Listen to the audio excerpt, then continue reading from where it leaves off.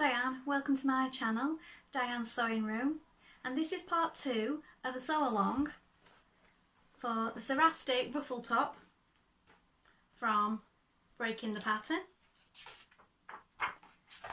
And it's this one that we're working on right here, and I'm doing it as a refashion from a man's shirt. So if you've seen my previous video, that's what we're working on.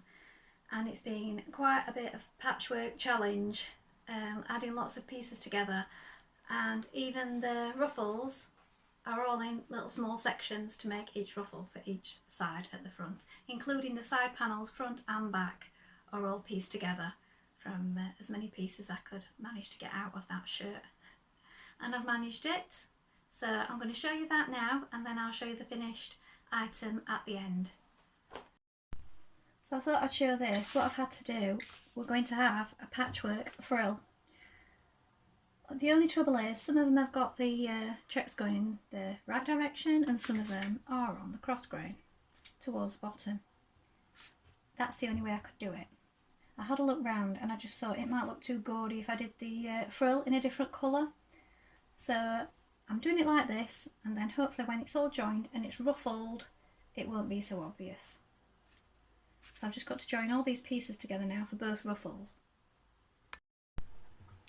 So I've folded them both in half now that I've stitched them together. I folded the top side in because I'm only doing mine to the shoulder and the bottom under, and then I've also stitched it down the side. So I've got my two pieces here, and I'm going to patch together my pieces for the sides that I did. So here is one of the pieces with the pieces connected, and I've pressed it. And this is what it was like with all the bits separate. 1, 2, 3, 4 pieces to make that side panel. Just cutting it from wherever I could. Now because I'm not putting the frill on the back, I'm going to join my side back pieces to my bag. Now look at that, that looks huge, and I've done the smallest size from this pattern book. Because I looked at the finished measurements and I thought they looked big, so I did the smallest one, which I wouldn't normally go for. And so I'm going to sew that together now. So it's 1 centimetre seam allowance on this part. Right, you want to gather up your frill before placing it between your front pieces and your front side pieces. So use a long straight stitch. Straight up this side where you've folded it.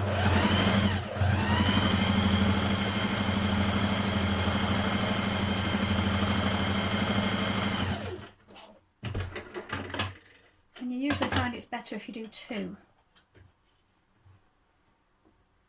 So do 1 directly beside it.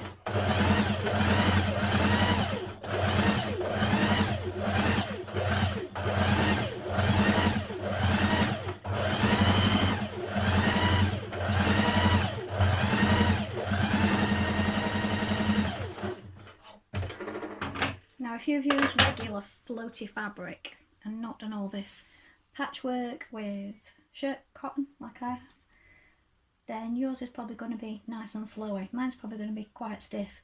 You're going to pull 2 of the top threads and you're going to gather it a little, then you're going to place it on up to your marking on your front piece. So do your gathering first. So when you've gathered your frill, put it facing this way towards the button band. Remember, I've already got my button band on because I've kept the one from the shirt. And you've got the fold of your frill here and the edge of your frill here. I've pinned it in place, and now we're going to sandwich it between the side front and the front. So you flip that over. I'm going to stitch it down here. So when you turn it over, it looks like this, and then you'll obviously want to press that way. Now obviously I've got these joins where I've done all these joins in my pleat, my ruffle, but you won't have those if you've just used 1 straight piece of material. So it's looking okay so far. So this needs pressing as well, this seam here. I'll do the other side now. I'm now joining my shoulders, and I haven't finished any of these inside seams yet because I want to check it's actually going to fit okay before I mess about doing any of that. So my frill is trapped in between my shoulder seam here.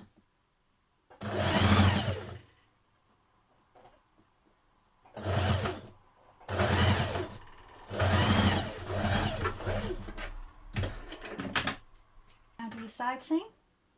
Then when you've done that, try it on and make sure that you're happy with what it's looking like so far.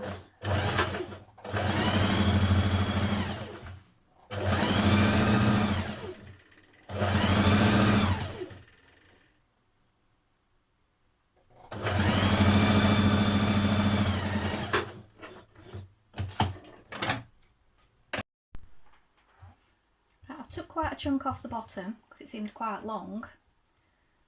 A couple of inches actually, and then I've just overlocked it. Now we're going to bind the sleeves.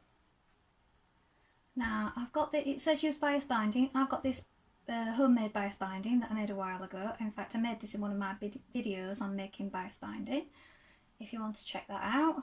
So I'm going to use that on the inside of the armholes, and then I have managed to nicely unpick the collar stand that was already there. So I've took out a piece of sort of ribbon that was inside there.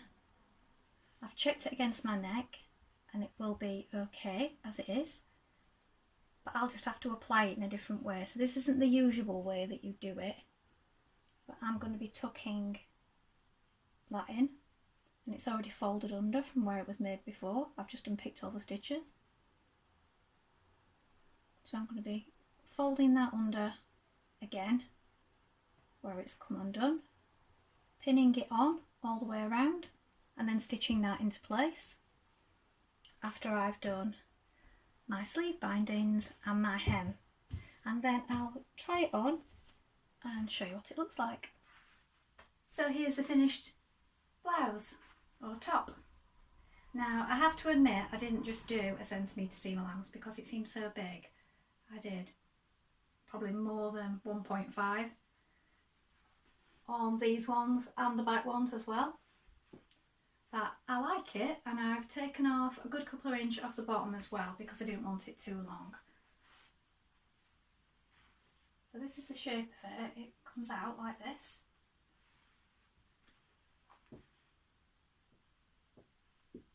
And I've had my frill come to here. In the pattern it came to about here. I've just raised it a little bit. And I don't think if you can see here my side pieces with all the joins in, but I have pressed them so they disappear a little bit, and I don't think they're overly obvious. It could look like a design feature, like it's supposed to be like that. And you've got one here at the front as well where I joined it there, and then all the little joins in the ruffles here where I had to patchwork. So I'm really happy with it. Let me know how you got on with yours if you've been sewing along with me. Thank you so much for watching, and I hope to be back soon with another, either a refashion or another pattern from this book, Breaking the Pattern.